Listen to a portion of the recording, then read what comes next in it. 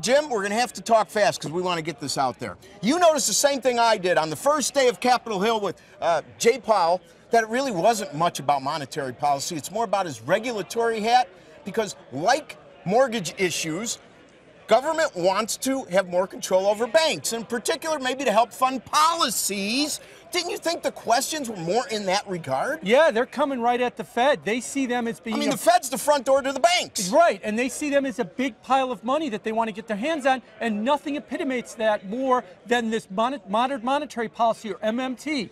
The idea that if you borrow in your own currency, we don't need to borrow. We'll just print it and have it where we need it. Like Ben Bernanke's $1 trillion coin that was around a few years ago. 2013. And he told Japan to do the same thing. Right. 2013, we said, let's issue a $1 trillion platinum coin to help reduce the debt outstanding. Bernanke told the Bank of Japan to do exactly that. See, in viewers, 2016. we're not making a comment whether, a Medicare for all is good or bad policy from a moral standpoint. I understand. We're just talking like we're your accountants. We're looking at the government's balance sheet. If over 10 years that program alone costs $30 trillion, it's more than the government debt. So to me, these issues now are over time going to be major market fundamentals. Absolutely. If you look at QE, we probably blew it up to 25% of GDP, which we could debate, and I know you and I agree it wasn't a good idea. They're talking maybe 300–400% of GDP. We're just going to print this money.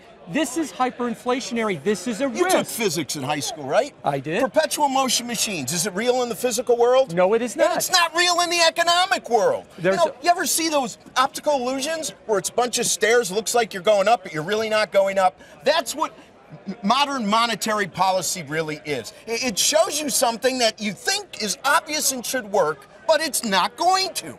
But Rick, here's the thing. We can agree it doesn't work. We can agree on the dangers. But we're looking at... It doesn't mean government can't implement the program. There's a chance that after the 2020 election that we could see this program in some version implemented. Having healthcare for all is a very noble and humane idea. The problem is the countries that have it, they have had a long process. It evolved. You just can't come in the 9th inning and change everything. What would that do to the insurance company sector in the stock market? Well, they've already said they want to do away with insurance. What would that do to the stock market? It would devalue the stock market to a great degree. Let me get this straight. If you devalue the stock market, you ruin every teacher, fireman, everybody's retirement. Who's going to end up subsidizing that? The government down the road. More MMT. Add that to the cost. Yes. Yes. Listen, we have to go, Jim. This is a topic we're going to be talking about a lot for years.